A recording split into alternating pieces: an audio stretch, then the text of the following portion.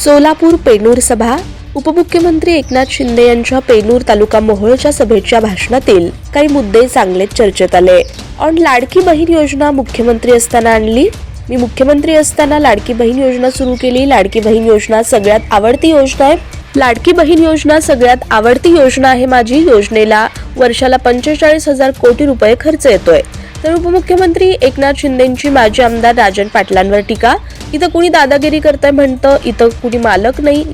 इथे जनता जनार्दन मालक आहे. जे मालक बनण्याचा प्रयत्न करतात, जनता त्यांना भुईसपाट करते. हा महाराष्ट्राच्या भूमीचा इतिहास आहे असंही ते म्हणाले.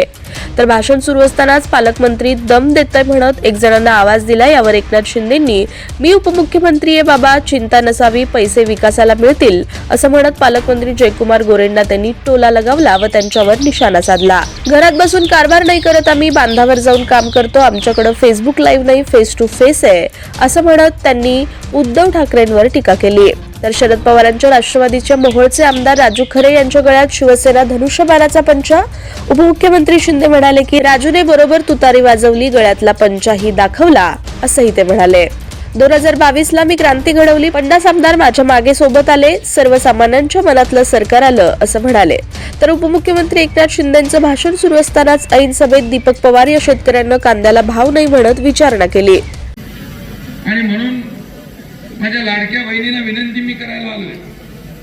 मी मुख्यमंत्री असताना मुख्यमंत्री माझी लाडकी बहीण योजना आपण सुरू केली. लेक लाडकी लखपती योजना आपण सुरू केली. एसटी मध्ये 50% सवलत देण्याचा निर्णय आपण घेतला. मुलींना उच्च शिक्षण आपण 100% मोफत केलं. शेतकऱ्यांना वर्षाला 6,000 रुपये केंद्राचे, 6,000 रुपये आपले, 6,000 रुपये देण्याचा शेतकरी सन्मान योजना आपण निर्णय घेतला. पीक विमा योजनेमध्ये सवलत दिली. अनेक योजना आपण केल्या. युवकांसाठी केल्या, बहिणींसाठी केल्या, भावांसाठी केल्या, शेतकऱ्यांसाठी केल्या. आणि या योजना सगळ्यात लाडकी बहीण योजना ही आवडती योजना माझी आहे. आणि ती योजना सुरू करताना अनेक संकट अडथळे आले. तुम्हाला माहित आहे मुख्यमंत्री माझी लाडकी बहीण योजनेला वर्षाला किती खर्च आहे? 45,000 कोटी रुपये वर्षाला आपल्याला भरायला लागतात. पण आम्ही थांबलो नाही, आम्ही घाबरलो नाही. आम्ही धाडस केलं, हिम्मत दाखवली की लाडकी बहीण योजना सुरू झाली पाहिजे. आम्ही देखील सर्वसामान्य शेतकऱ्याच्या कुटुंबात जन्म घेतला. सर्वसामान्याचं दुःख काय ते आम्ही जवळून पाहिलंय. आणि मुख्यमंत्री झाल्यानंतर ही योजना सुरू करायचा निश्चय आम्ही केला. काही लोक कोर्टात गेले, काही लोक म्हणाले बघ आणि काय नाही, तर कोण दादागिरी करतो का? कोण नाही ना.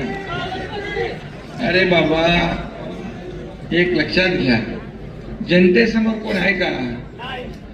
जनता जनार्दन सर्व आहे. इथं मालक कुणी नाहीये. मालक ही जनता आहे. आम्ही सेवक आहे. मालक बनण्याचा प्रयत्न जे जे लोक करतात त्यांना भुई सपाटी जनता करून टाकते. हा महाराष्ट्राचा इतिहास आहे. हा या महाराष्ट्रातल्या भूमीचा इतिहास आहे. म्हणून मी मुख्यमंत्री होतो तेव्हाही कार्यकर्ता म्हणूनच काम करत होतो. आजही कार्यकर्ता म्हणून काम करतोय, उद्याही कार्यकर्ता म्हणूनच काम करणार आहे. आणि त्यामुळे पोलीस बांधव इकडे आहेत आपले. कायदा सुव्यवस्था नीट ठेवा.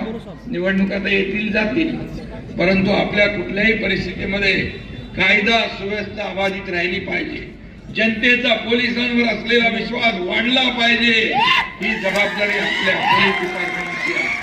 2022ला या महाराष्ट्रामध्ये पाहिलं ना आपण, क्रांती घडवली ना आपण. सर्वसामान्यांच्या मनातलं सरकार आणलं की नाही? एकनाथ शिंदेच्या मागे 50 आमदार उभे राहिले. विश्वासामुळे एक शब्द कमिटमेंट पाळणारा कार्यकर्ता, नेता म्हणून एकनाथ शिंदेची ओळख आहे. त्यामुळे मी तुम्हाला जे जे इथं बोललोय त्यातला एकही शब्द खोटा होणार नाही. हा शब्द तुम्हाला मी देऊ.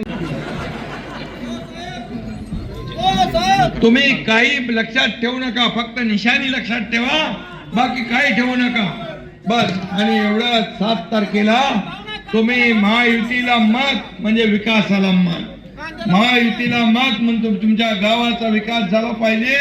आणि आम्ही घरात बसून कारभार नाही करत, बांधावर जाऊन करतो. बांधावर जातो, शेतावर जातो. आमच्याकडे फेसबुक लाईव्ह नाहीये, फेस टू फेस आहे. आणि त्यासाठी त्यांनी बरोबर तुतारी वाजवलेली आहे. पण ते आता धनुष्यबाण, अरे धनुष्यबाण